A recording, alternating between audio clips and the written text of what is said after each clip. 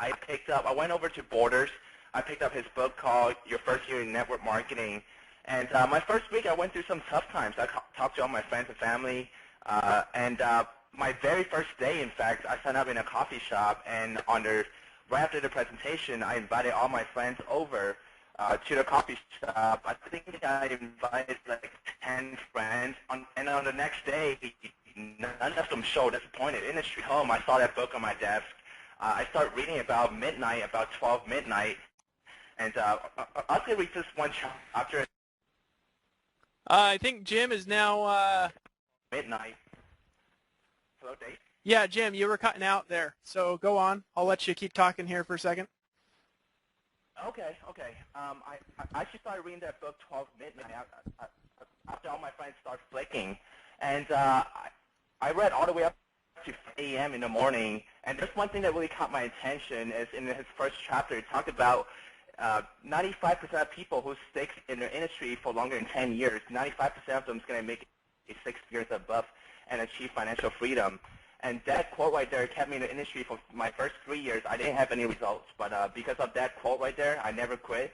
And my 4th year, I actually achieved from 0 to 6-figure income, and I wouldn't be here today without Mark. So, man, Mark, we are excited. Are you there with us, my friend, Mr. Mark now? I'm here, Jim. Thanks for those comments. Can you hear me okay? We can hear you just fine, Mark. Perfectly clear. Okay, great. Well, let me correct one thing Jim said, because I get a lot of credit. This isn't false humility. I want you to pay attention to what this young man said. He said, I didn't do a whole lot my first or second or third year, and then my 4th year I hung in and I got to 6-figure income. What that tells me is it wasn't Mark Yarnell. It was a guy that was a Ferrari looking for a can of gas, and our industry was the gas.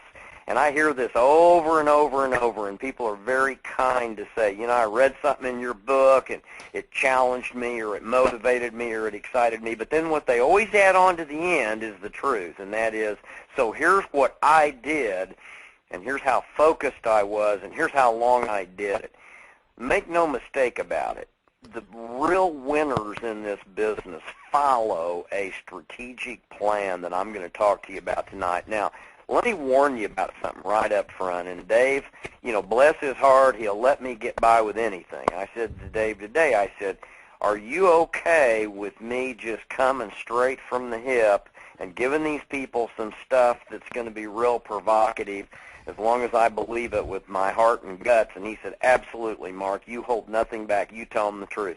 So I want to just, first of all, I appreciate your comments, Jim. Dave, I very much appreciate your willingness to let me just shoot from the hip.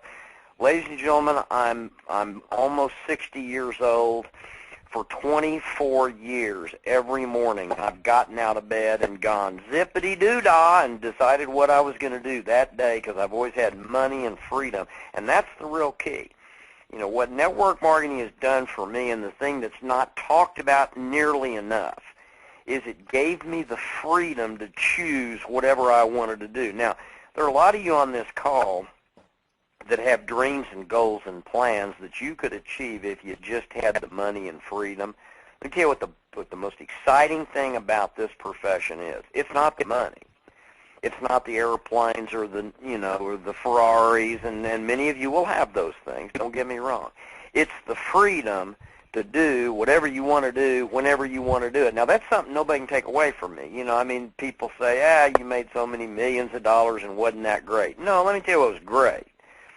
What was great was having the freedom to pursue my dreams and goals. Now, I grew up in a writing family. You know, my dad wrote a bunch of bestsellers.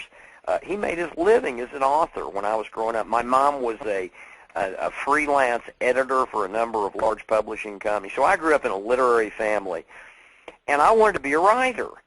The problem is I never took any courses in school, in high school, on you know, journalism or literary, creative literature, or writing, journalism skills. I didn't know how to write. I grew up in a writing family.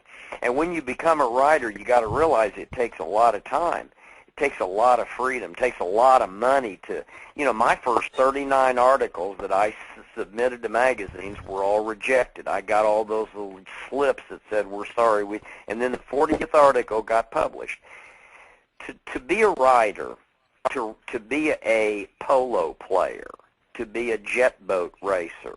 I don't know what your dreams and goals and plans are, but here's what I do know. To be anything in life, you got to have the time, freedom, and the money to pursue those things. So I think networking, more than anything else, is a tool which provides the money and, more importantly, and this is the critical thing, the freedom, the time every day to pursue your dreams and goals and plans.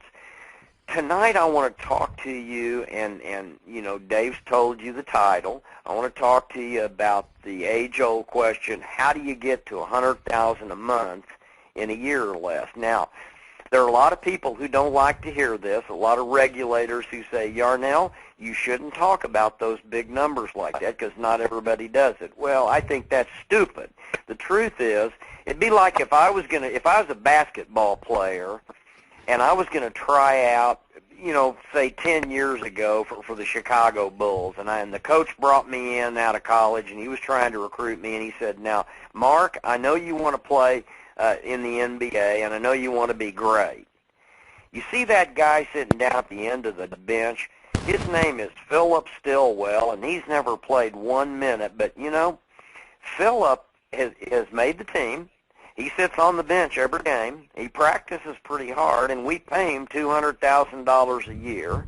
And if you're if you work hard and you're real good, one day maybe you can be as good as Philip. That coach isn't going to say that to me. He's going to point to the end of the basketball court, and he's going to say, you see that guy down there? His name is Michael Jordan. Last year he made $18 million just off Hanes underwear ads. The guy's an animal. If you come into our team and you work hard and you let him mentor you and you practice real hard, maybe one day you'll be as great as Michael Jordan or Pippen or one of the other big players. See, in every field in capitalism, the greatest people are held up as examples of what you can do, except in network marketing. We're like the bastard stepchildren of capitalism. We can't even tell the truth about what we earn for fear that people will get sucked into this horrible network marketing. Well, I'm going to tell you the truth tonight. I'm going to tell you I think that $100,000 a month is chump change. I don't think that's big money. When I was writing for Success Magazine, I interviewed people making $2 million a month, $3 million a month. You know, I don't want to hear about Yarnell, $100,000 is a lot of money. What I want you to know is how any man or woman, assuming certain things, I want you to know how people like me with no college diploma, no wealthy parents, no special skills, can create millions and millions of dollars in income, but more importantly, can create the freedom to get out of bed every morning, sing zippity-doo-dah, and do whatever I want. Now, you can do whatever you want when you hear this stuff, but I suggest you pay attention because, you know, I've got no reason to not come out of the blocks with the facts for you. I mean, you're not in my company. I'm not in your company. I'm not trying to get you to sign up in anything. All I want you to know, by giving back to this industry what a wonderful lifestyle it's given to me, is how I got to the big money. And I'm going to tell you tonight, I'm going to tell you the 5 things you need to know to get to $100,000 a month.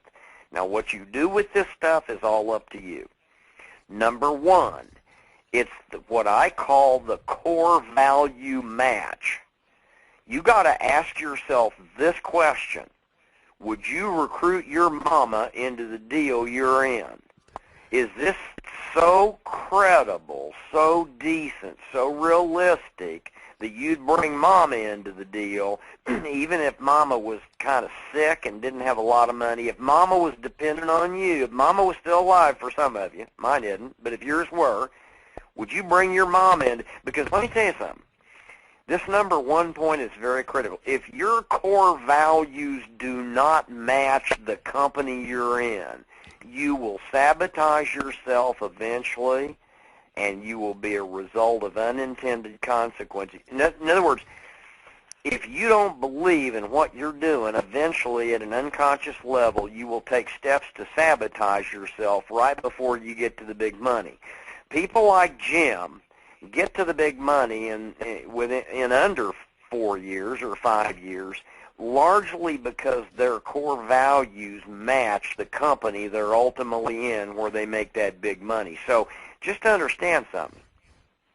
If any of you are knowingly in a deal that you don't really believe you'd be proud to put Mama in, you're in the wrong deal. I've been in 3 deals in my whole life in 24 years. I've never even been tempted to do one that did not match my core values. Now, let me tell you about how easy it is to get seduced into one of those. I'll bet I get, realistically, just because of my transparency and the books I've read and the articles I've read and the speeches I've delivered, a lot of people get to thinking I'm a whole lot smarter than I really am. And I get a lot of calls every month from guys that own companies, and they're offering me signing bonuses. And all I've got to do is ask 2 or 3 questions to figure out that my core values do not match what they're doing. And they always say the same thing, but Yarnell, do you have any idea how much money you could make? And my comment is, hey, it's about doing something I'd put my mom in if she was still alive, and I wouldn't put my mom in your deal. So, you know, I don't care. You transfer $1 billion to my checking account tomorrow, I'm not doing your deal. I've had people say, Yarnell, you're nuts. You're certifiably insane. Anybody would, if you get $1 billion tomorrow, of course you'd do my deal. No, I wouldn't even consider it unless the deal matches my core values. Friends, I have seen over and over and over again great men and women enter our industry, seduced by big money, violate their core values and join something that they knew darn good and well was a flim-flam, a bottle rocket, a sizzle company, and then they sabotaged themselves just before they got to the big money. You will do that unless you're a sociopath, because subconsciously all of us has a core value match to certain companies and a core value unmatched to many others. So number one, if you want to get to the big money, make absolutely sure you're representing a vehicle, a company, either a product or a service, where you would recruit mama into it because you're that proud of it. And if you won't, you better look for something that matches your core values. Now, another thing I want to say before moving on to point 2, folks, this is only my opinion. You know, I've got limited experience. I've been in 3 deals total in 24 years, but I have interviewed a lot of people. When I was writing for Success Magazine for 2 years, all they did was send me around the country interviewing big money people. I not only know what I've done to get to the big money, I know what people that got to $2 and $3 million a month did because they opened up to me when they knew I was writing articles about them for Success Magazine. So I've got a pretty good handle on this. So trust me, it's just my opinion, but my opinion matters because I learned so much from so many great men and women in our industry. So number one, just understand your core values have got to match the company opportunity that you're involved in, or eventually you'll do something stupid to sabotage yourself. Self-sabotage is an unintended consequence when people get involved in something purely for money that they know at a heart level is a bunch of garbage. So there are great companies. They're bottle rockets. Make sure you're looking at something that matches your values if you want to get to $100,000 a month. Now, the second thing, in my opinion, if you want to get to $100,000 a month, was taught by Harvard for many, it still is. If you get in the Harvard MBA program, if you're lucky enough to get into Harvard, you're going to take a course. You're going to actually get a series of lectures on what they call the billion-dollar blueprint. Now, simply put, what a lot of really brilliant marketing experts have done is they've analyzed different billion-dollar industries, and they have built a profile of what companies are most likely going to make it to that magic number of $1 billion in annualized sales or volume. The number one of 7 things that they teach you at Harvard they call market sector. Here's what they mean. If you're going to get in any industry, especially the distribution industry like ours, you have to make sure that you've got a large enough sector either of your product or your service. Now, let me give you an example. All things being equal, you're much better off, in my opinion, doing a company that 100% of the people in North America use every day, as opposed to one where 75% of the people don't use it at all. What you need to ask yourself is this: if you're going to get to $100,000 a month, how big is the market sector, and how much competition do you have within that sector? And I'm just going to tell you right now, the bigger the market sector, the more likelihood your product or service is going to be distributed to more and more and more people, and you're going to get to that magic $100,000 a month figure. Now, those are the only two things that I'm going to say about company selection. But it better match your core values if you want to get to the big money, or you'll probably sabotage yourself. And it ought to be a market sector that's big enough that you're in a non-competitive or non-threatening arena where you can actually reach a huge number of people. I say to people all the time, all things being equal, let's say you're looking at two companies. One of them is marketing services or products that is used by everybody, and the other one is marketing products or services used by a tiny fraction of the population. Would you rather get into the distribution of a product or opportunity or anything that you've got to modify people's behavior to get them to use it once, or would you rather get into a profession, into a field, into a market sector where everybody's already conditioned to using what you're trying to sell them? It's a no-brainer as far as I'm concerned. Number 3, and this is critical, 2 hours a day, professional relationship building. Now, listen to me very careful. This is very, very important. I know no exceptions to this. Again, now we're talking about getting to $100,000 a month, and we're talking about doing that in 12 months, so you know it's not going to be easy.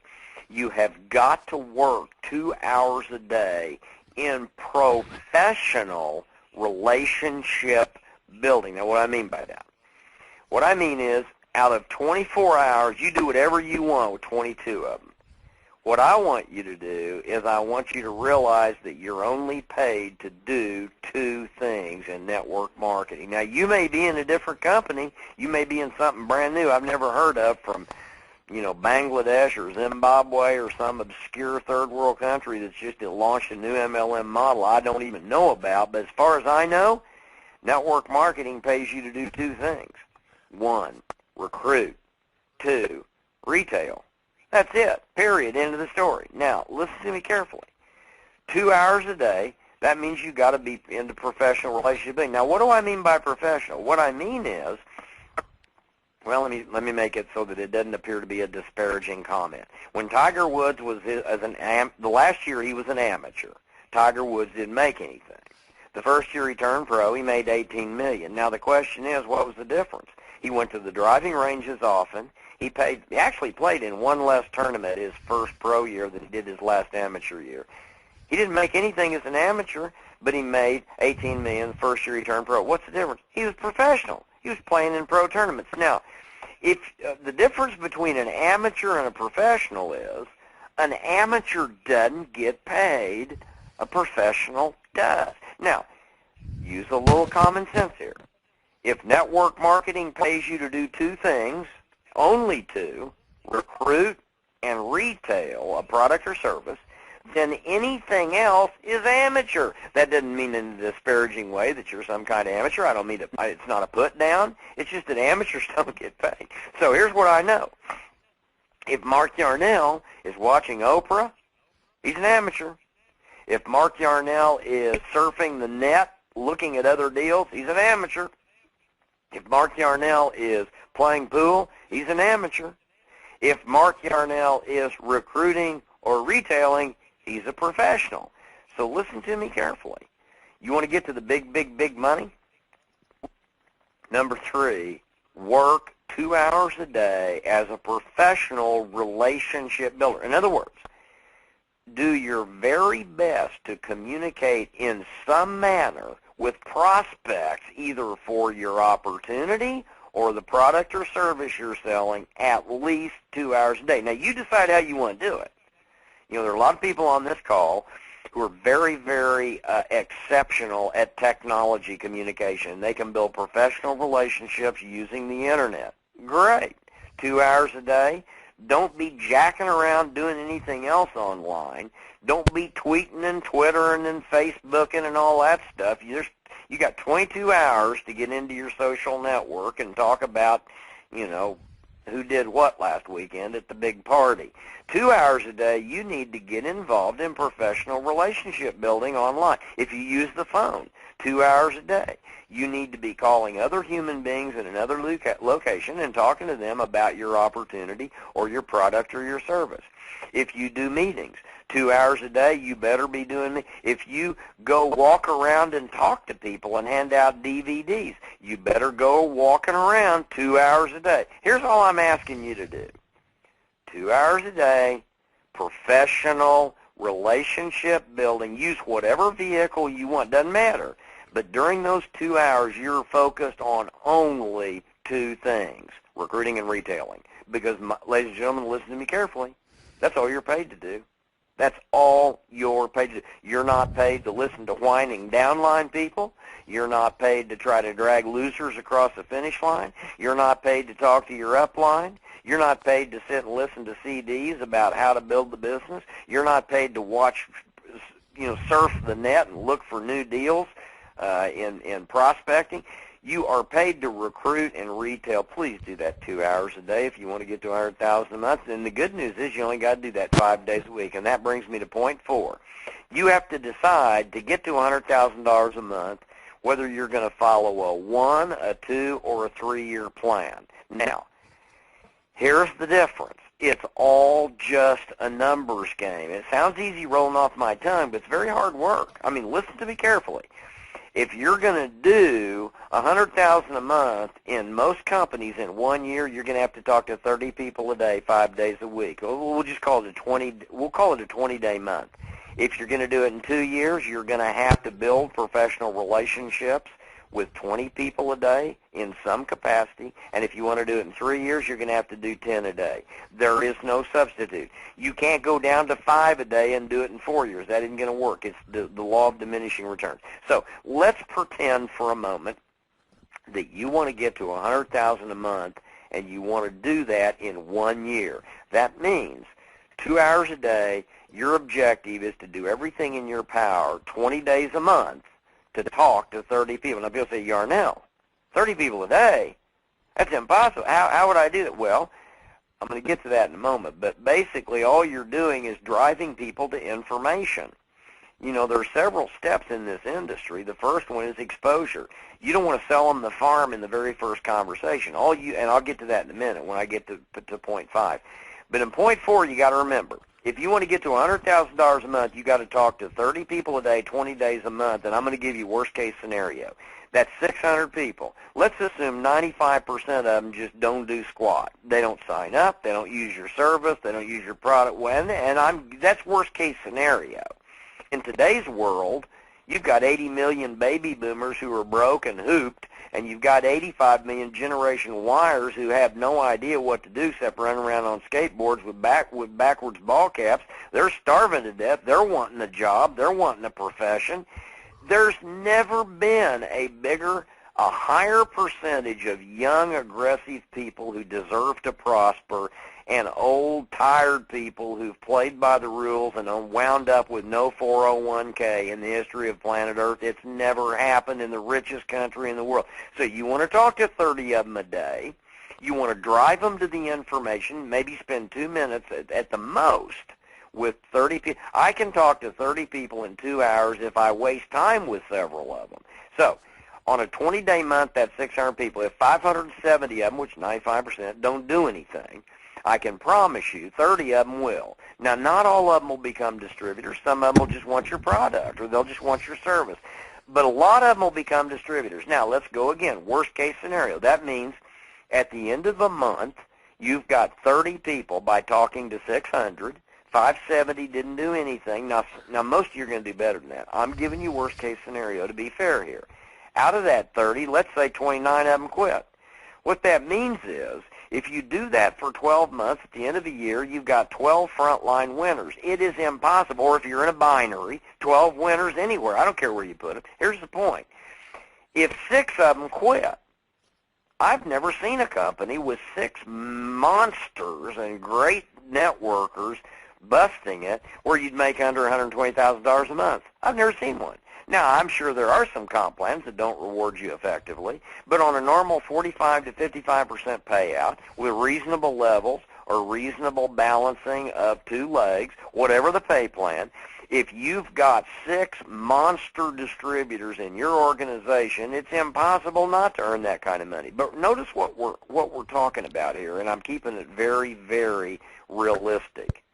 You're busting your chops. You're talking to 600 people a month. 95% of them aren't doing anything. Of those who do, 29 out of 30 are quitting. And out of the 12 winners you get, 6 of them quit. You're still at $100,000 a month. Folks, you can challenge me all you want. Never have I seen the opportunity presented to me where a person couldn't do that with 6 winners anywhere in their organization. So that's number 4. You've got to pick a 1, 2, or 3-year plan. If you want to get to $100,000 a month in 3 years, talk to 10 people a day, 20 days a month. You want to do it in 2, talk to 20. You want to do it in 1, talk to 30. Now, remember what I said earlier. It sounds real easy rolling off my tongue. I'm going to be real straight up with you. It isn't easy. It's the hardest work you'll ever do. I'm telling you, it is not easy to get on the phone or on the internet or out in the community and have the courage to literally approach and introduce and expose 30 people a day to this business. If you think it is, just go try it. It all depends on how much money you want to make and how hard you're willing to work. And number 5, and this is important, if you are going to get to $100,000 a month, you've got to know the landmines. You got to learn how to recognize the landmines that are going to blow up your career, and you got to avoid them. Now, I'm going to give you the 10 biggest landmines tonight that blow up people's career. Listen to me carefully. Landmine number 1, I call the comparison bomb. Friends, when somebody talks, if you're in a deal and somebody calls you and says, I've got something I want you to look at, I'm in this new deal, you want to hold up a mental bag of garlic and a cross like you're dealing with a dadgum vampire. I heard the laughter. This business is focus, focus, focus. I have never seen a bomb blow more legs off the careers of people when they're just getting started than the comparison bomb. You don't need to be looking at other deals. You need to be like the Jims of the world. You need to be saying, hey, I don't care if it takes me 1 or 2 or 3 or 4 years. I'm going to the top of this deal, and that means I'm going to focus, focus, focus. I am not going to compare my deal. I've already made a choice. Friends, if you pick a good deal and you're happy with it and you like the service the company's selling and you like the pay plan and you like your company and your upline, why would you waste your time allowing other people to compare their deal to yours? Forget about other deals. They'll blow you up. Hold up a bag of garlic. Somebody tries to show me a deal, they're a vampire. I'm never talking to them. Landmine number 2, the multiple stream income bomb. Folks, listen to me carefully. Listen very, very carefully. I know there are celebrity authors out there telling you got to diversify and do multiple streams of income. Bunk. You've got to focus. Now, there are situations in which you will be doing one MLM company, and you'll find tools that will allow you to expedite your success, and those tools may have affiliate compensation. There will be times when you'll be in one deal and you find ways to use other tools to drive your one deal. That's not a multiple stream of income. But if you think you can do 3 or 4 legitimate networking deals at the same time, you're nothing but a carnival barker. You're saying to people, hey, if you don't like what I got up this sleeve, let me show you what I got over here. You might as well be running a tilt-a-whirl at the Ozark Empire Fair, toothless. Forget multiple streams of income. The only people that advocate multiple streams of income are people who write books and have never built a downline in network marketing. As far as I'm concerned, it's a goofball proposition. You can only do one deal. Don't step on the multiple stream of income bomb. You'll blow your leg off. Number 3, the multitasking bomb. Listen to me carefully, folks. Everybody can multitask, but nobody can multi-focus. It's impossible. If I asked you to focus on both A and B, you might flip back and forth between A and B fast enough to believe you're doing both. You're not. That's not the way the human brain works. You have got to stop multitasking 2 hours a day and focus on one thing and one thing only, recruiting and retailing. Now, if you want to multitask and con yourself into thinking you can do two things at once, be my guest 22 hours a day. But the purpose of this call is to get you to $100,000 a month without you blowing up your career in the first year. And if you want to blow up your career, you just try to multitask. You know, some of you, this is going to make you mad. I'm going to say it anyway. If all of a sudden a Bic pen, let's say that all of a sudden we found out a Bic pen, a blue, only blue. You know those little writing pens people use? Bic pen, the kind you buy for 80 cents in any store. All of a sudden, the blue Bic pen with blue ink and a blue cap started blowing up and taking out lives. And all of a sudden, you find out in your city, 2 people yesterday died of a blue Bic pen blow-up. And then all of a sudden, a week later, you find out 22 people in your town died from a blue Bic pen blow. How long do you think it would take for the government and your local government to start recalling and getting rid of blue Bic pens? Friends, let me tell you something. Last year in my little tiny province up here in Canada, 1,200 people were maimed permanently because they were trying to drive while they were talking on a cell phone. Now, if it were a Bic pen blowing up and causing a person to go over the yellow line and hit somebody with a head-on, they'd be recalling those pens. What do you think they're doing with cell phones up here? Everybody's still using them. Now, why is a cell phone a problem when you're driving? Well, real simple. 159 people died, innocent people in other cars, because people crossed over the yellow line and caused head-ons, because nobody can multi-focus.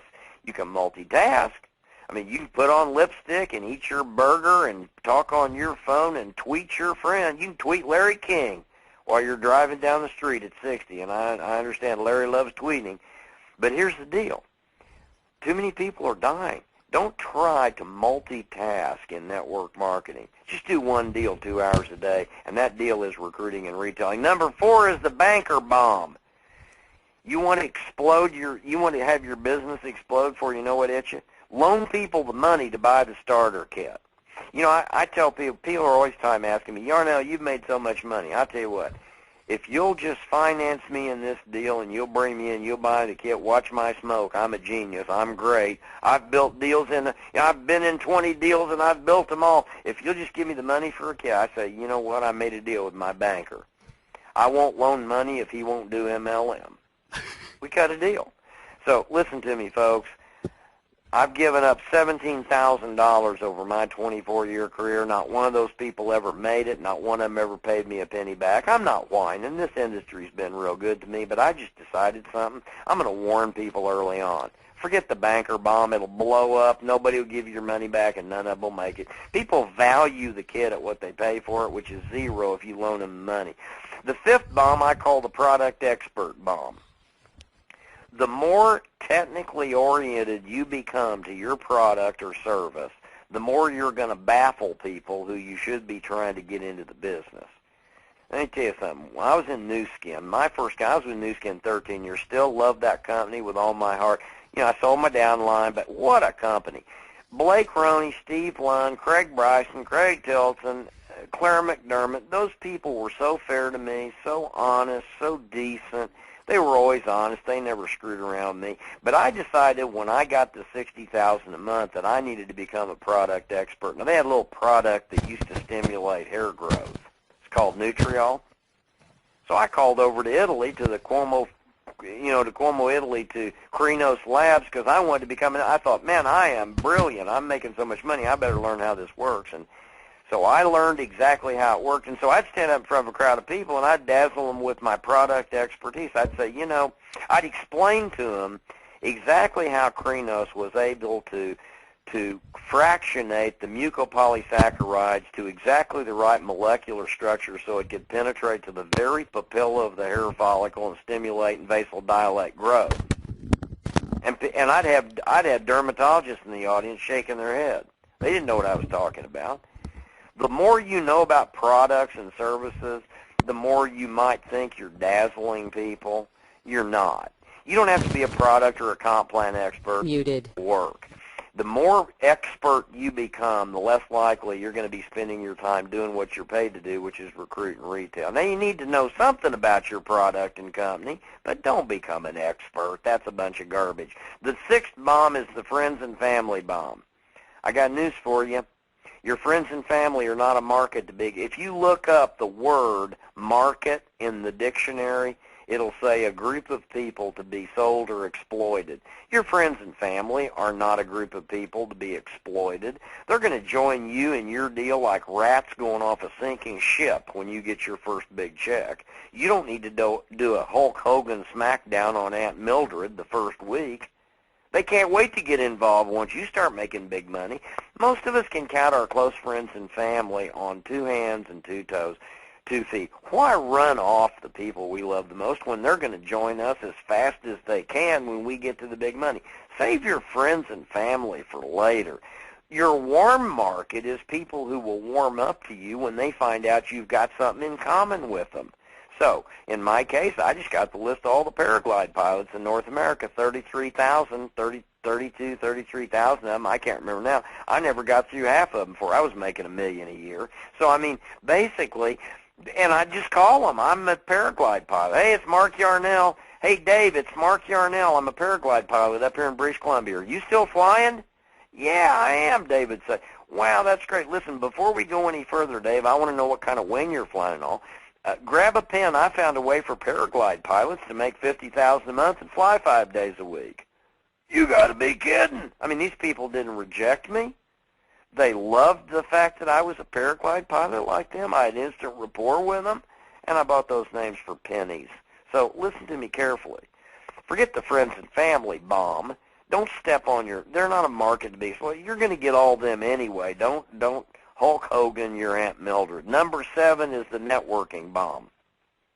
Forget about meetings where everybody shows up to change cards and switch company. You know, these network meetings where you go in and there are 50 people there, and you're going to meet all kinds of people. They're only there for one reason, and they're there to switch and get your card and try to who's the best salesman. They're going to try to get you in their deal. I've never seen one of those meetings work. Forget about those breakfasts where everybody changes cards, and you get 30 seconds to pitch your deal. Those people are not there to get in your deal. They're there to get you in their deal. Total waste of time. The 8th one is what I call the dabble bomb. The dabble bomb. When you know for sure you've got a dabbler, a part-timer, don't be wasting a bunch of your time. This may be the silliest industry I've ever seen. This may be the only industry in the world where a person can make $100,000 a month, and all they want to do is figure out how to do it without working. I've had people say, Yarnell, I see it. I get it. I can't. I'm losing sleep. I'm so excited. What a great industry. Now if I can just figure out how to do it without working. When people want to dabble, I give them to somebody else to dabble. I'm not going to jack around with people who want to dabble. The dabble bomb will blow you up. You're looking for people with enough IQ to go to work to get to the big money. They need money. They need freedom. They need everything you've got. If all they want to do is dabble, forget it. The 9 is the dump bomb.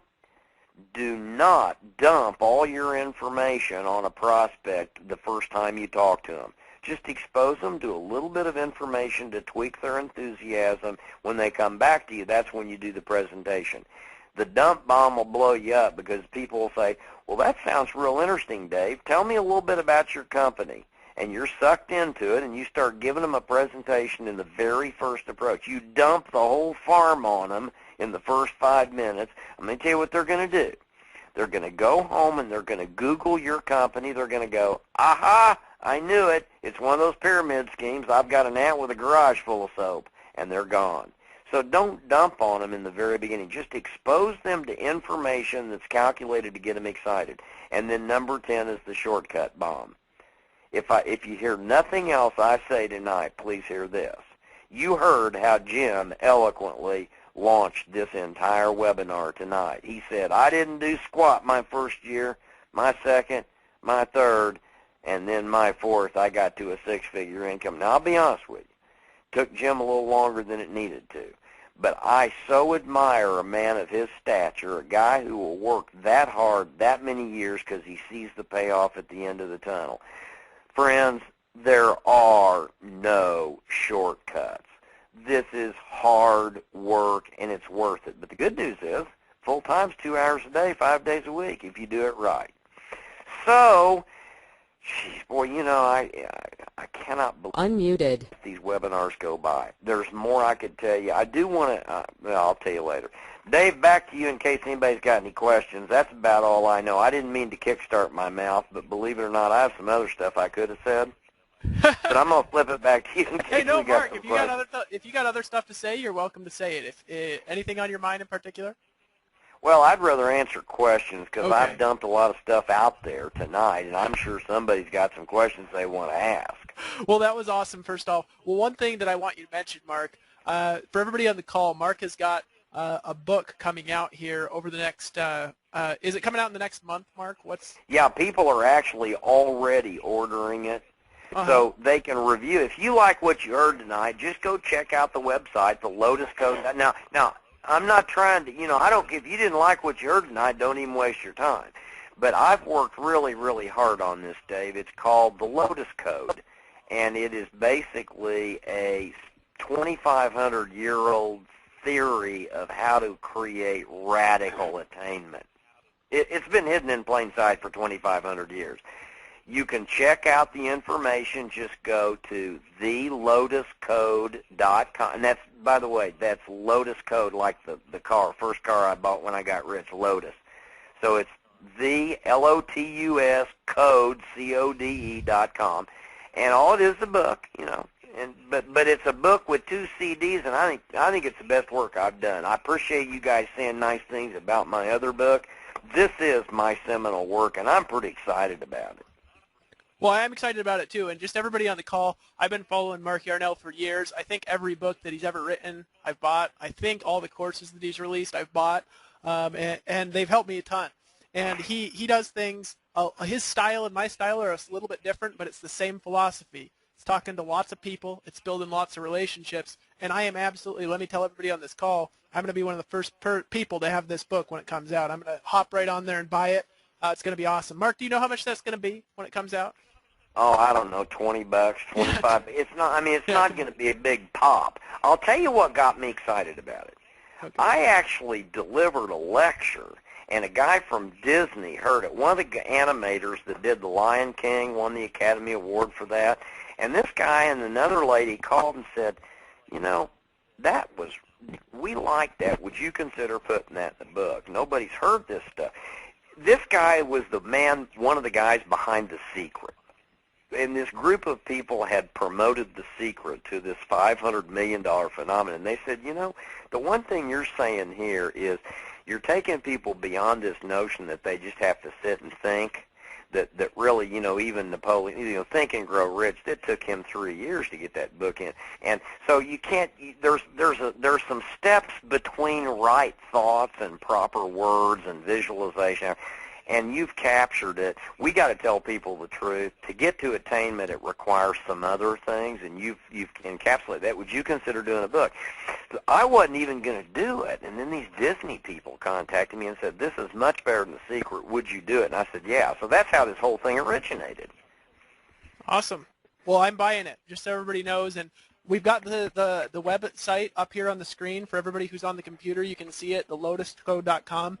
It looks like he's got a newsletter there. I encourage everybody to go and sign up for that newsletter and then get that book the second it comes out because, like I said, I've been following Mark Yarnell for years. He's probably one of the only reasons I ever stayed in this industry and started being successful. So I appreciate that, Mark.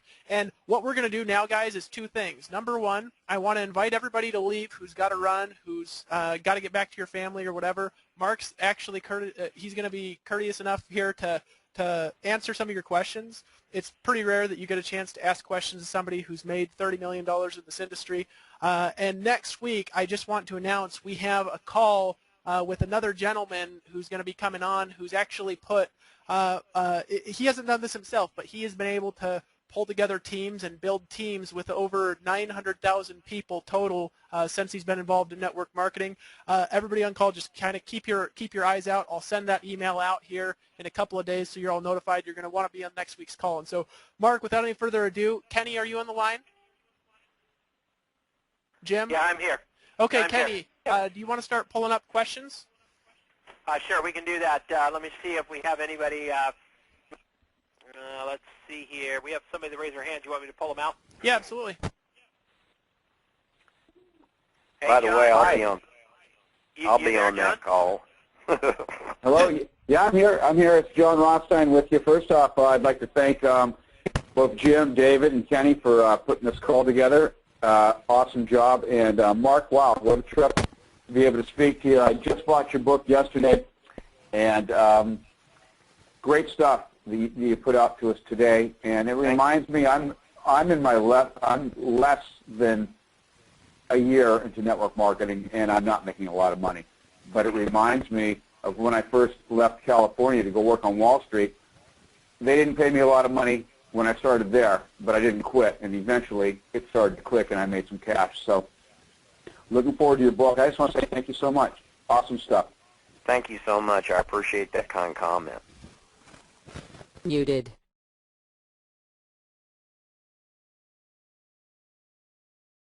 Unmuted. Muted.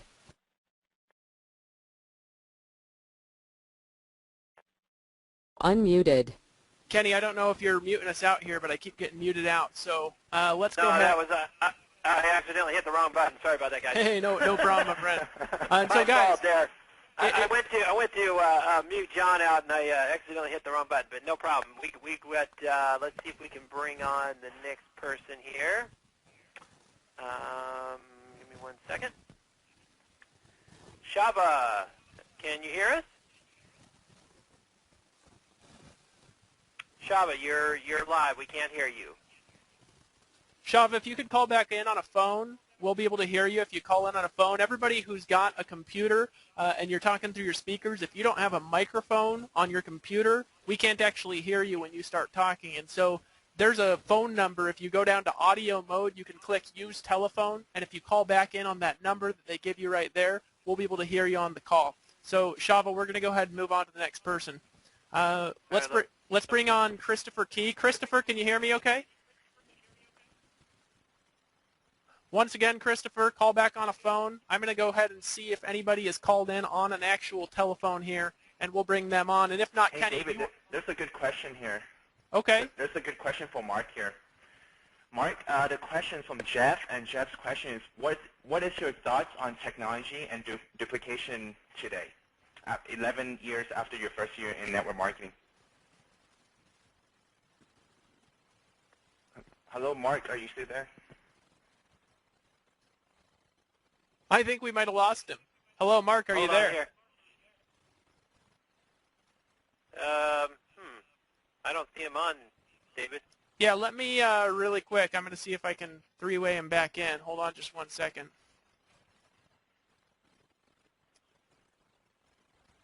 Actually, he won't be able to. Are either of you called in through a phone? I am. Kenny, can you try to three-way him in really quick? You'll need to send me the phone number. Yeah, I'm going to Skype it over to you here really quick. Hold on a second. Sorry about this, guys, for those of you who are listening. Let's see here. Kenny. All right, Kenny, I just Skyped it over to you.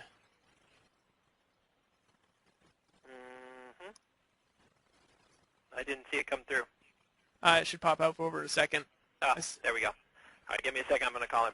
All right, guys, we'll just kind of hang out for a bit here, see if we can get Mark back on the phone. It looks like we lost him and got cut off there. If any of you have got written questions, you can go ahead and write them down, and Jim knows how to actually read those. I don't know how to do that. If any of you have actually, if you want us to pull you on live, we've had enough problems with people talking through the computer that we haven't been able to bring on. I want you to just call in through a phone. So if your hand's raised and you want us to bring you on live, call in through a phone, and then we'll bring you on, because I don't want to Otherwise, we'll just read your question if you want to just stay on the computer. And so that's what I'm going to encourage you to do. But we'll just wait for a second here. I thought that I was blown away by this tonight, guys. I love Mark Yarnell. That was one of the most off-the-hook things that I've ever heard in my life. And so I'm just super excited that we were able to do it, that we were able to bring him on. So I hope that you guys were taking notes. The legend himself doesn't get much more excited than this. Yeah, I enjoyed it. I was rolling on the floor laughing.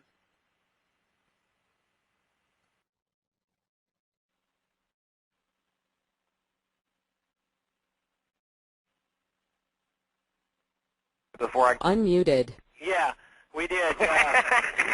You got it. Well, I don't know what happened. We lost you there, so I three-wayed you in. So we got you on. Well, that's why I love technology so much. Yeah. See, we're right in the middle of the question, and I get muted out accidentally. No, I'll tell you. I thought that was pretty appropriate. What do you think of technology? Mark, are you there? What I think about technology is it's a much, much faster process of both recruiting and retailing. I know in my case, I use lots of different websites, lots of different tools for the purpose of building my business. Now, I'm a great believer in prospecting by using the telephone because I grew up with a telephone, so I'm very comfortable with it. So I love the telephone.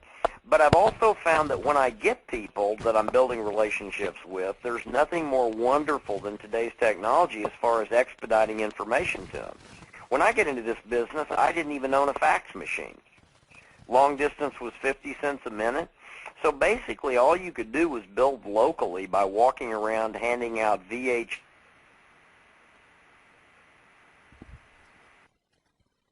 Easiest business in the world. So that's what I think of technology. I think used properly, it's absolutely wonderful. Unmuted. Right? Yep. You still there, David? Are we Yeah, still there? I'm still there. I got muted out for a second there again, Kenny. But great question. Jim, you want to pull up another written question while I kind of scroll through here and look for people who are on phones? Yeah, okay, 1 second. Let me, I know some of the questions here. Let's see if we can go through them. Just a compliment for Mark. People are saying you're really funny. Was that a question? No, that was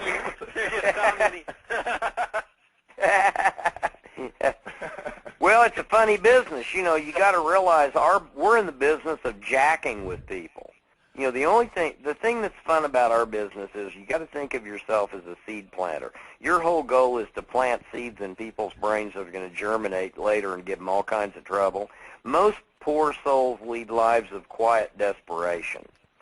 Well, keep that in mind. When you're talking to the average person, they have a life that doesn't work. If they perceive that you're funny, having fun, treating life a little bit more lightly, they want to be a part of that. So humor and fun and joy and excitement and truthfulness are all strategic advantages that work real well in our industry, in my opinion. So thanks for the compliment. Here's a good question. I know you touched on this, but this person wants to know, how do you talk to 30 people a day? Easy. I pick up the phone, I call their number. When they answer, I tell them specifically, I have found a way for people to get to $30,000 to $50,000 a month and enjoy whatever. You know, it depends on the people that I'm calling. If it's a paraglide pilot, you heard what I said earlier. But my goal when I go to, and I'll give you a generic tool that I put out there. It's not a capture page, but an example of what I mean by an exposure step is 15yearsleft.com. The reason I put 15 years left up, it's not a capture page. It's not a page that I've got anything attached to whatsoever. All it is a generic message of why people need to pay attention to their lifestyle and the economy right now. The trick is, when I get people on the phone, I'm never going to spend more than 2 minutes with them in the very first call, because I'm just going to drive them to a technological message that will hopefully get them excited enough to call me back. So I can actually talk to 30 people easily in 1 hour. Now, half the people I call I don't reach. So I leave them a message. And my message is always the same. Hi, this is Mark Yarnell. I need you to call me back as soon as possible. Here's my number. And I leave a number. So once I've made 30 contacts a day, even if half of them are messages, that's 30 calls. If that answers the question. I think that's great. But I do that every day. You've got to do that every day. It's got to become habitual. You'll learn that in Lotus Code. Once actions become habits, you slip over the fulcrum position on the teeter-totter, and the slide to attainment is literally like going down a buttered sliding board. The whole idea of perseverance, resilience, attainment, they're not. What you've got to do is you've got to go, the whole concept of Lotus Code is the idea that thoughts manifest words, words manifest actions, and actions manifest habits. Now, once you slip into habitual behavior, which can take anywhere, it can take some time, but once your activities become habitual, you will do them normally without any concern, and your perseverance will just be an inevitable byproduct. So you want those calls to become habitual to the extent that you would never get out of bed Monday through Friday without making your 30 calls, because it's a habit. It's what you do for a living, and you'll learn to do that in an hour or 2 hours at the most. Awesome. Yeah, I got to try that, Mark, with the sliding butter slide. Well, it's just so easy to go from habits straight to attainment. Perseverance is not effort-based.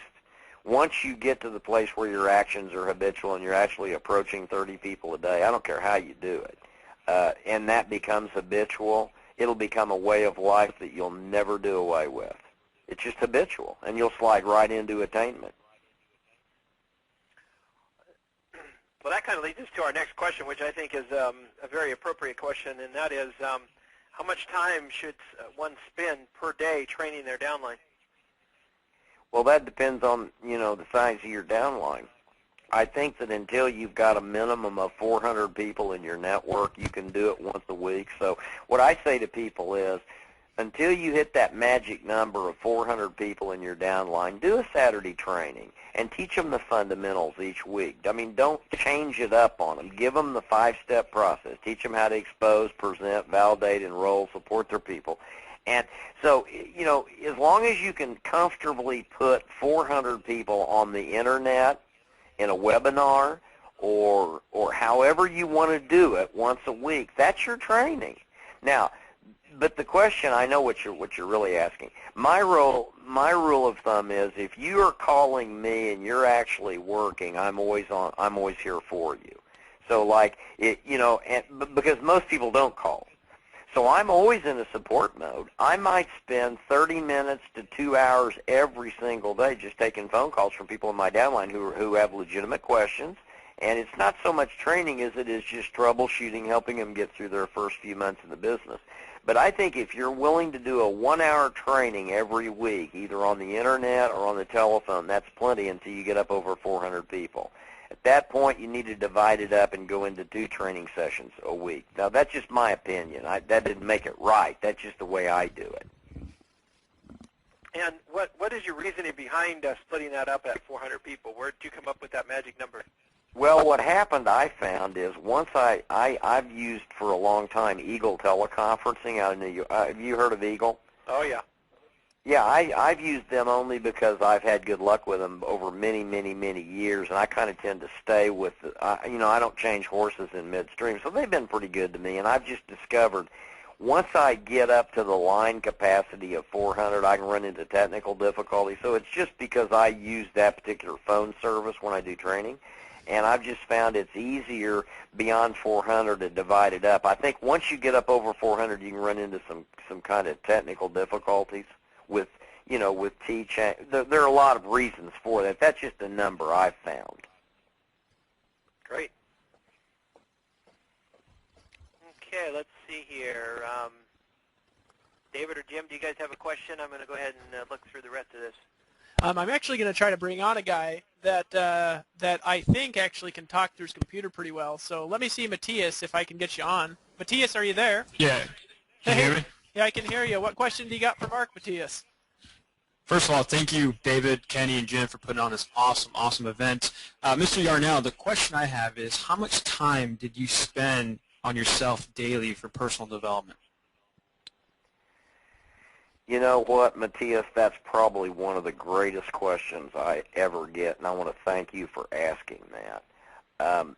I don't spend any time in anything that isn't engaged in. And by that I mean I get up every morning at 5:30 and I read for 2 hours before I start getting phone calls. And that reading is always about things that will lift me up. Like right now, I just finished a book called The Great Turning. And The Great Turning by David Corton is one of the greatest books I have ever read in my life. Think by Michael Legault is another one that I just finished reading recently. Also, Life, Inc. is a fabulous book. I spend the first 2 hours of the morning silently reading books that mean a lot to me. Now, throughout the day, I catch myself going to my iPod. I've got a Nano with my favorite 400 songs.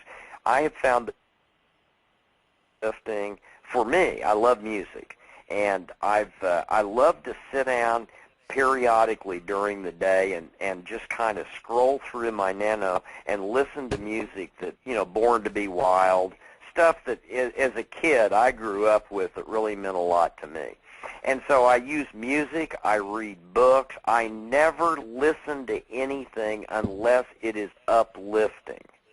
I've got some DVDs by a guy who is head of Primerica, and extremely motivational. My favorite book I've ever read was by A.L. Williams, who started A.L. Williams, that evolved into Primerica, called All You Can Do. Here's what I would say, everybody on this call, go get All You Can Do is All You Can Do, but All You Can Do is Enough by A.L. Williams. Fabulous, fabulous book. I mean, absolutely remarkable.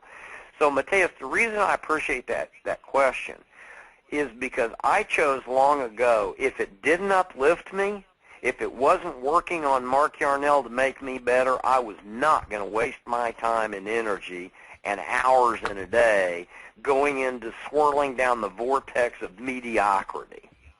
So all I ever do is designed to uplift me and everybody around me. So thanks for the question. That's an important one. Great. Kenny, do you have a written question to read off now?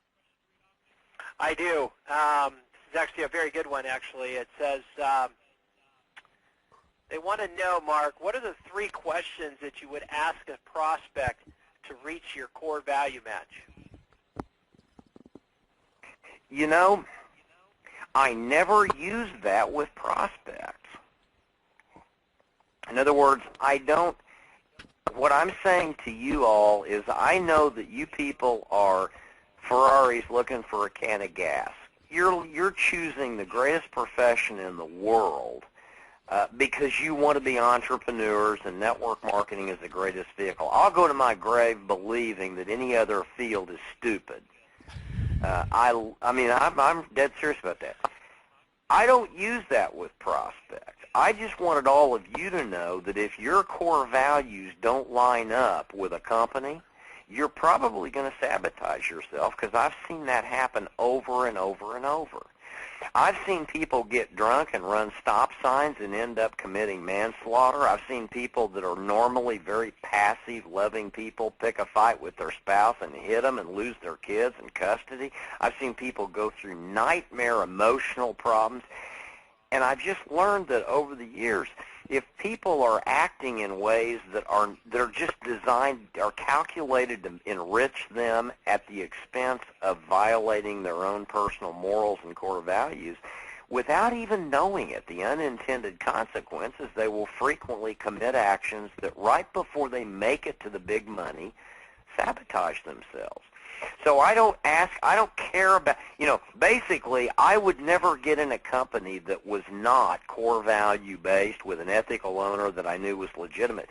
So it's not a question I have to ask prospects. It's just a stimulating idea I wanted to give each of you. Because a lot of times when people are not rising to their full potential, they don't understand. The reason they're not is because they know in their heart of hearts they'd never bring mama into the deal they're in. They don't even believe in it. But they're doing it just for money. And I'm just trying to help all of you avoid that pitfall. So it's not something I would never ask a prospect to get into a stupid deal that doesn't match my core values. That's something I wanted to give you as distributors. Awesome. That makes sense? Yeah, perfectly. That's great. Okay. I'm going to try to bring on somebody here, Kenny. Let's see if go for it. Michelle. We can just alternate back and forth. Michelle, can you hear me okay? Looks like I can't bring her on. Michelle, if you want to call back on a phone, I will scroll through again. Kenny, if you want to read off another question here. Yeah. So here's a good question, and you talked about not being a product expert, and this particular person wanted to know how would they dumb down their info on your product, on a particular product, without saying too much. Well, the trick is not to dumb down. The trick is to just limit your comments to prospects to things that won't be over their head. You know, it's pretty easy to become real expert at comp plans, for example. And to be honest with you, you take the average. I mean, I've had CPAs that have argued with me that don't, CPAs that don't have any idea what I'm talking about. When I start explaining a pay plan, they just don't get it. Like I've asked CPAs before, if I own a company, and I pay you 5% on 10 levels, what's the total payout I'm making as the company owner? And I've had CPAs say, well, 50%. That's a stupid question. No, it's 5%. I can pay 5% on 1 million levels, and I'm only paying out 5%. The question is, how many people get paid 5% on how many levels, not how many levels. If a company pays 1 billion levels at 5%, they're only paying out 5% of their total sales. But I've had CPAs become indignant when I pointed that out to them.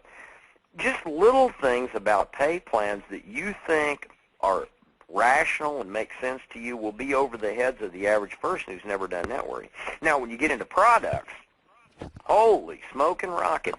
I heard an explanation the other day from a guy selling a glutathione precursor that I guarantee you a heart surgeon wouldn't have understood. And he was proud of himself. I said, well, what does it really do? Well, it makes you feel better. I said, okay, say that from now on. It makes you feel better. When somebody says to me, Yarnell, tell me about the comp plan. How's it work? I say, well, if you work real, real hard for the next year, you'll make a big pile of money. That's all you need to know. You want to make a big pile of money? We're in. Let's do it. That's so true. So, I mean, I'm not going to go into the more details. So you don't have to dumb yourself down. It's okay to understand your product or your technology or your pay plan. Just don't think you can impart that brilliant wisdom to outside prospects who've never done our industry. They don't even know. They're clueless. They don't even know what you're talking about. Just keep it real simple. Simplicity is evidence of the most advanced teaching. Keep it simple, in my opinion. Does that answer it? Mm-hmm. Definitely. All right, let's see if I can bring somebody on here. Yeah, I'm going to, Randy Myers, I'm going to try to bring you out. Randy, can you hear me? Randy, can you hear me? All right, Randy, I'm going to need to mute you out again. Let me try one more here. Guys, we tend to have a problem if you're just on the computer, unless you've got a headset or something like that bringing you out. Tamlin, I'm going to see if I can bring you out. Tamlin, can you hear me? Hello, Tamlin? Hi, I didn't know you were bringing me on. Can you hear me? Yeah, I can hear you, Tamlin. Yeah, I can hear you. Hey, thanks, Mark, for the succinct information. Really appreciate it. You're welcome. My question was early on when I formed it, and I think you may have answered it, but I'm spending a lot more than 2 hours a day, and I really need to know, can this be done in 2 hours a day? Is it realistic? Are there a lot of support hours behind that 2 hours of focus time? Well, yeah, you can do it 2 hours a day, or I wouldn't say you could. Now, here's what happens, Tamara. I mean, bottom line, here's what's going to happen. You're going to spend 2 hours a day, and then in 30 days you're going to wind up with a bunch of people, and they're going to the next month bring in a bunch of people. Now, at that point, you're going to start I never said you won't spend more hours a day working the business, but what I'm saying is you're only paid to recruit and retail. So make sure that 2 of the 24 hours a day, you got 24 hours, you're going to sleep 8 of them, so let's just make sure that those 16 hours, 2 of them you're doing recruiting and retailing. Now, you have to decide how much more time do I need to spend in a support role. And, many times in the early days and even later on, I would spend as much as 6, 7, 8 hours a day talking to people. So, yeah, you're going to spend more hours. But what I want people to know is if you want to get to the big money, you cannot sacrifice those 2 hours you should be recruiting every day. So, yes, you will spend more hours in a support role, but don't give up those 2 hours of recruiting every day. That's what's critical. Does that make sense? I think it does. I actually muted her out because there's a little bit of background noise, but I think that answers the question here pretty good. Kenny, do you want to move on to the next question on the list? Yeah, this person, she's saying she's a stay-at-home mom, 14 years in a rural town, and wanted to know what you would recommend to be able to be around people to recruit and retail. Well, the advantage of technology today is that I don't care where you live. I mean, you could parachute me into a town of 2,000 people of dairy farmers, and I'd be at 100,000 a month in a year. Now, it wouldn't be out of that town, but I mean, I'd get a list of people with whom I have something in common, so that's my warm market, and I'd sit there on the phone all day at 3-4 cents a minute. A lot of people talk for free, and I'd contact 20 people a day. They don't have to be in your community. In fact, I'm real careful not to recruit many people in my city because I don't want to be spending all my time supporting them. So I try to stay away from, I'm very cautious. In New Skin, I recruited a whole bunch of people in Austin, Texas, and I was like a delivery guy running all over town, dropping off products. And so I learned the best thing you can do is recruit away from home. And that sounds crazy, but you'll see that when you build a huge network close. Technology is so inexpensive, long distance is so cost-effective today, and the Internet's so wonderful at reaching people. You don't have to worry where you live or your stay-at-home mom. The fact that you're stay-at-home mom's wonderful. Just use your telephone, use the computer, and reach people 2 hours a day and talk to them about the business. It doesn't matter where they live. That doesn't even matter. And Mark, I had a guy in... Sorry about that. Go on. Go ahead. Oh, no, I was just going to say, I had a guy one guy popped up on my computer one time called Steve Hancock, and all of a sudden his group started outgrowing anybody in my whole downline. About my 3rd year in network marketing, and he was in JS, Mississippi. And I contacted this guy, and I said, how big's JS? And he said, 400 people. I said, what? How are you doing that? He said, well, I'm just recruiting people all over New Orleans. It's only about 4 hours away, and so it doesn't really matter where you live. It absolutely doesn't matter with today's technological reach that we've got. Okay, David, I just wanted to say that. Oh, no, that's exactly what I was going to piggyback on. Just so you know, I can't remember the person's name. I've recruited in the last 3 weeks people in 10 countries, so it's irrelevant. The Internet changes the game. That's all I was saying. It's just an affirmation for what you were saying, Mark. So, next question, Kenny? You betcha. You betcha. Kenny, you there? I am. I'm just looking at the next question here. I'm just trying to go through. I'm going to try to bring on somebody here. Bruce, can you hear me okay? I can hear you, David. Thanks. Hey, not a problem, Bruce. Hey, Mark. Hi, Bruce. Mark, it's a pleasure speaking to you again. I spoke to you about 20 years ago in person back in New Skin days. Thank you, Bruce. Good to talk to you. Yeah. My question for you tonight is what you would consider is your best lead-generating marketing method today with the use of the Internet? You know, I don't know that there is a best one. There are so many good ones now. What was yours? What's your favorite? Well, I tell you, you're talking to a guy with an IQ of about room temperature when it comes to technology. That's why I enjoy working with David, because the guy knows what he's doing in that arena, and that's why when he invites me on these webinars, I participate, because I respect what he and Ken, what these guys are doing. I'm not a good guy to talk to about how to generate leads on the Internet, because I made a discovery a lot of years ago that works for me, and that is just telephone. Now, I use the Internet very effectively to transport information, but I'm kind of the old school guy. I haven't learned this technology that well yet, and I've always had so many people to talk to that were like paraglide pilots or trout fishermen. I just go after people who are in my domain, one of my domains, and I just call them, and I just say, you know, introduce myself and go that way. I think eventually what I'm going to have to learn, because it's so much more effective in terms of large numbers, I think eventually I'm going to have to learn better how to use the Internet, because I know you can reach a lot more people. But for me, Bruce, my favorite thing is the same thing I was using back in '86 when I first got into Nu Skin. I just get lists of people that I can call and that have something in common with me, and I just use the telephone. I know that's the old dinosaur way to do it, but it's served me well, if that makes sense. Obviously has afforded you a decent income, wouldn't you say?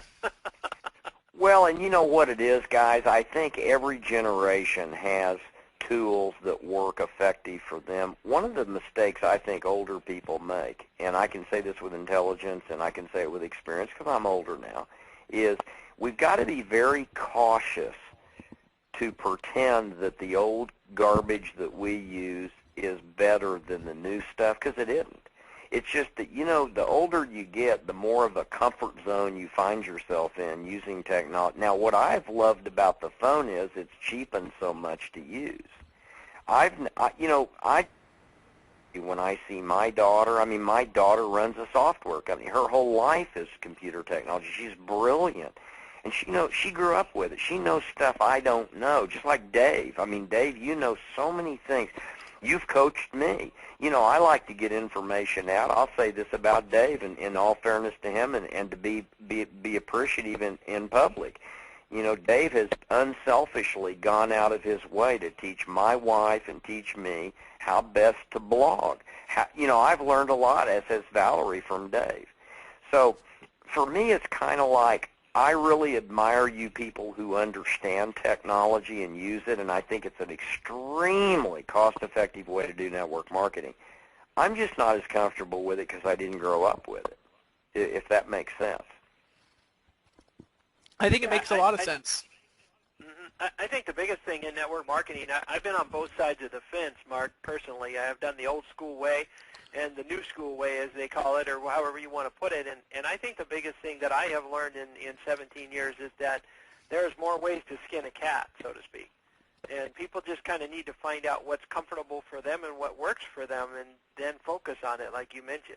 Focus is the key. Absolutely. You are 100% right. There's so many ways to do it. Here's what everybody needs to understand. We're in the last bastion of free enterprise and legitimate capitalism. Don't think for a minute that there's any profession out there that's more admirable than network marketing. It's not so much the issue of how you're going to go about becoming wealthy. It's more about, do you understand how blessed you are to be in a legitimate profession where instead of starting at the bottom of a pyramid like Microsoft and trying to claw your way to the top, you start at the top of your own pyramid and elevate others by lifting them up. This is a wonderful, dynamic, creative, honest, high-integrity, core value profession. I've actually offered to go on any talk show at any time to debate any economist or global expert on capitalism, resolved that network marketing is the most legitimate form of free enterprise, and nobody will debate me. They won't debate me on Larry King. They won't debate me on Fox. They actually called me one time from Fox Business Network and asked me if I'd be willing to come on and defend my position on a certain matter. And, you know, I didn't hear from them for 2 or 3 weeks.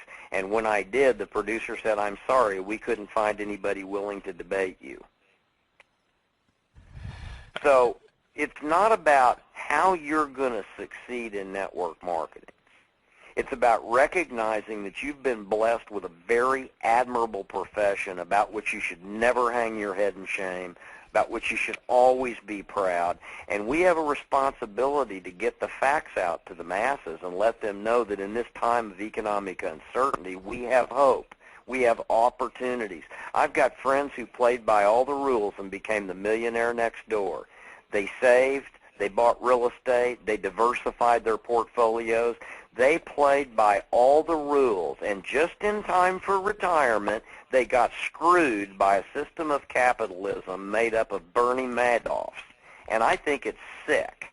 I think it's pathetic that there are literally fields of endeavor where honest, hardworking Americans can be raped and screwed and plundered right before retirement by a system that was supposed to take care of them if they played by the rules. I've got friends calling me all the time from Missouri that I went to school with saying, "Mark, can you help us? We're afraid we've lost everything, or we've lost 60% of all of our efforts. And we did it honestly, and we were fair, and we played by the rules, and we lost it all. Can you help me?" And I say, "Yeah, I think I can, because I'm in a legitimate profession." So just be proud of the profession and the industry. Don't hang your head in shame. Make sure that the company you're in matches your core values, and then get out there and become an emissary for our profession. Be proud of it. That's my main message. I am. Definitely. Yes. Okay, here's another question, and interesting question, but they want to know your thoughts on attending weekly meetings within your network marketing company in regard to your company, if they're actually learning things that will, if they're not learning things that will grow their business. Does it make sense on spending the money, or should they focus more on building their business? Well, I base everything on results. I think the answer to the question is inherent in the question itself. If I'm doing anything that isn't working, I quit doing it. When I was doing Nu Skin in the early days, I used to go to meetings every week, but it was because I learned something. I took away knowledge, and it was valuable, and it was great. And if there were meetings that didn't work, I quit going to them. My comment's real simple. If you're doing something and you assess the outcome, and the outcome is not in any way enhancing your lifestyle or your productivity, why would you even consider keeping doing it? That's called impression management. You're not going to get paid to manage the impressions of your upline. I would be embarrassed if I thought I was bringing people to a meeting just because they were afraid of me as their upline and they knew they had to be in attendance because it was mandatory. That's garbage. We're a volunteer army. You're a volunteer entrepreneur. You ought to go to anything as long as it proves to be profitable and valuable. When it ceases to be, why would you even consider doing that? It's just crazy. I think your answer was inherent in the question. Yes, definitely. Do you have another one you want to bring on, David? Do you see anybody else on there we can bring on? Let me try to bring on Harold Souter. Hold on a second. Hey, Harold, how you doing, my friend? Hey, Dave. How you doing? Hi, Mark. This is a great call. Hi, Harold. Okay. Thank you. My question to you is, as far as prospecting, is there like a sweet spot time of the day that you normally use? Like, I'm on the East Coast, and I work during the day. I have not been able to pinpoint one, Harold. I've tried. Sometimes it'll seem to me, and it's a delusion, but it'll seem to me because I'll get good results by calling people in the evening that the evening's the best time. And then just about the time I decide that, the next day I won't reach one person in the evening, and I'll get 8 people before noon. I'll do it in the morning. I really don't think there is a sweet time. I do think you're smart to work in the daytime. I think you're better off leaving a message for somebody you don't reach and not angering them than you are getting them up from the dinner table at 6 o'clock in the evening during family time. So I don't know about sweet spot times, but I do know for me, I've discovered the time that offends people the most is when they're spending family time at home in the evening. And that's just my personal opinion. So I'm with you. I call people all day long, from morning until evening, but I usually don't bother them after the evening because I've just found that offends people. So that's my thinking on it. Any time's as good as any other. Great question, I think. Thanks, Mark. Yeah, a very good question. Yep, definitely. Kenny, do you got one to go? Yeah. This person is Carla. She's researching out alternative companies and wanted to know that because her current company has moved away from her core value. But she says it's so difficult because with so many companies popping up, obviously, how do you do a good job in making sure that it's ethical, because it really makes her nervous that she's going to make a mistake? Well, I think the most important thing is to seek out people who are leaders. Generally what I've found, Carla, is great leaders don't pick lousy companies with bad pay plans and unethical owners at the wrong time. It's usually just the opposite. One of the things people in network, you've got an advantage because you're looking for a company. A lot of times people are disadvantaged by the fact that a relative calls them and says, you got to look at this deal. And so they end up signing up under a lady and their family who's not even making $200 a month. And they should. That's ethical. If somebody's going to show you something, you ought to sign up under them. But here's the deal. If you're shopping for a company, you want to make sure that they can verify that the owner is credible, that the owner has been, ethical. I would worry, for example, if I were looking at a company and I could do a Google search on it, and I found that as many as 40 or 50% of all the hits question whether it was a scam or not. Now, all companies are going to get bombarded by these stupid websites that are calculated to put down everybody. I mean, there are a handful of websites that are just trying to drive traffic to these, these scam sites and all that. What I'm saying is, I've found if I do a Google search on somebody, my rule of thumb is if half of everything that pops up is negative, there may be a fire there if there's smoke. So do your research, do your search, find out who the top, if you're looking at 3 companies, here's a bit of advice. If nobody's shown you those companies, find out who the top distributors are in each of those 3 companies, call them, talk to them, ask them some hard questions. How long's the company been in business? How many products have you got? Are they patented? What kind of pay plan is it? And, make sure that the owner's legitimate and they understand network marketing. Problem with our industry is it's such a lucrative field. You've got lawyers and doctors and accountants and celebrities putting their names on companies left and right who've never really done our business. You want to make sure the owner's got some experience. So that'd be, my recommendation. You can always make it real simple by going to the DSA because it's hard to get into the Direct Selling Association, and there's a waiting period during which you've got to prove yourself. So some people just go to those 300 companies and look through those. But just make sure that you do your research and find a winner in each company that'll level with you. That'd be my suggestion. That's great. I love it. Let's try to bring on Fernando. Can you hear me okay? Hello, Fernando. Can't hear you, my friend. I'm going to go ahead and mute you back out. Do you got any additional questions here, Kenny? I do, actually. I wanted to ask you a question, Mark, personally, because you always hear about this. Do you feel that people should be more apt to, I know you mentioned looking for a leader rather than so much the company, like somebody who's already been extremely successful, to where that becomes more important than so much the company itself? Well, my experience, I don't know if you've seen this, but my experience is in most cases, the big money leaders just don't pick stupid deals. This may be the only industry in the world where people abandon all common sense when they enter it. I mean, I've never seen anything like it. For example, if I want to go learn about real estate in Manhattan, I'm going to try to get Trump to teach me how to do that.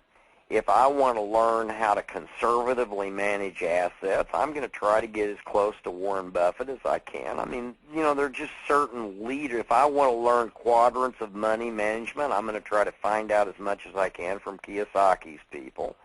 I mean, in our industry, it's no different. There are standout leaders in virtually every good company. My experience has been now, one of the things you look for is, has the person been in 50 deals? Unless you want to do Las Vegas type gambling, you're probably better off finding a legitimate passive residual income company that's going to last for a while. Now, some people like to bounce around.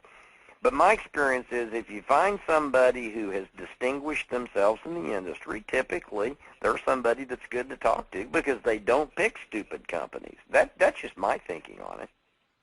I totally agree with you on that because I think that, you know, leaders who have been in the industry typically have a little bit more knowledge in the industry and will typically take a good path. Yeah, usually they'll pick a straight-up company. I mean, people always ask me, how'd you make so much money? And the answer is real simple. My upline was Richard Call, and he was making $100,000 a month, and I just shut up and did what he told me. I mean, it was a no-brainer. I didn't have to be smart. All I had to do was be mentored.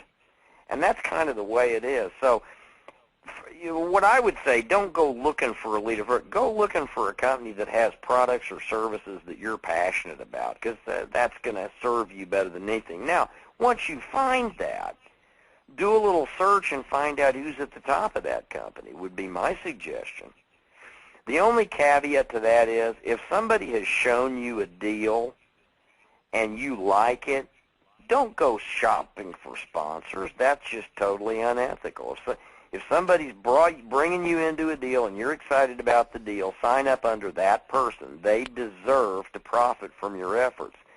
But if you're just picking companies and sponsors, find one that sells the products. They've been around a while. You believe in them. You know the owner's decent. And just find out who the top distributor is and say, would you coach me? Get on their front line. That's what I'd do. Makes sense. Makes sense to me, too. It's something we, you know, it's something we teach everybody within our system, too, guys, is that, you know, we teach you how to become an attractor, how to become a leader, and how to get people to attract to you so that you can attract the right people as well. Absolutely, and you want to pay attention to that because eventually we're talking about what it takes to get to $100,000 a month. Once you get there, it's set match point. So you want to learn to become that leader because this is a very easy business once you become well established. People will be coming out of the woodwork to talk to you. So listen to what David's saying. If you can attract these leadership skills and you can find your leader first and learn from them, but become a distinguished leader as quick as you can, and then it's just the easiest business in the world. You'll love it. Amen.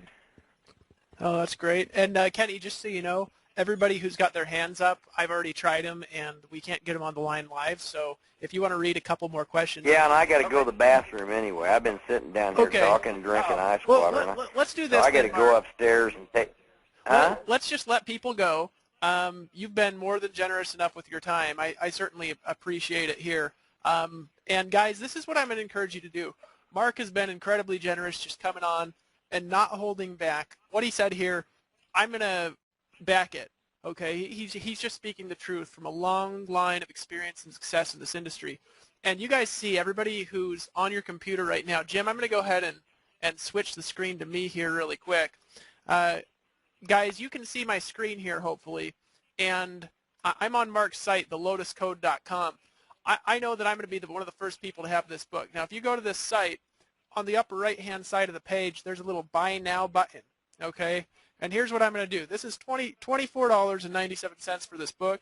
This is the life work of somebody who has made more in this industry than almost anybody that I know. I know he's humble and says that there's people who make a lot more, and that is true. But, Mark, I've been following you for years, so the second I get off this call, I'm buying this book for $24.97. I know it's not out yet, but I encourage everybody on the phone tonight, you've been listening to this information, go ahead and pick that up because, I mean, this isn't $500. This here will probably be more valuable than courses that you can get for $500 or $600 from people who don't know what they're talking about, who just make their living off selling courses.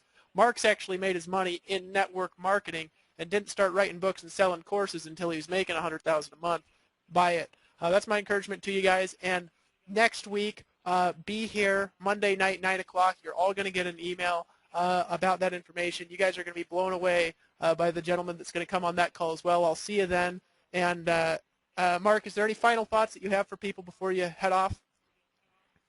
No, just I appreciate your kindness. I enjoyed it. I love doing this, and thanks a lot for encouraging people to get the Lotus Code. But more importantly, just go out and get as many people aware of the majesty of our industry as possible. That's all I'm asking, because people are starving. People are starving today. And trust me, folks, I'm going on 60. I've got 80 million people in my age bracket migrating through the aging process, and they need our help. So you can focus on the 8 million networkers if you want to, but think about the 80 million people, and then think about the 85 or 86 million Generation Yers who really need a career. We've got it made. Just don't be embarrassed. Be proud of our industry and get as many people aware of it as you possibly can. That's my final thought. Well, great, Mark. Thank you again so much. We appreciate you, and I'll be in touch as well. Thanks again for helping us out, and as always, you rock, my friend. You bet. We'll talk soon. Bye-bye. Thanks, buddy. Good night, everybody. Hey, Mark. Thanks.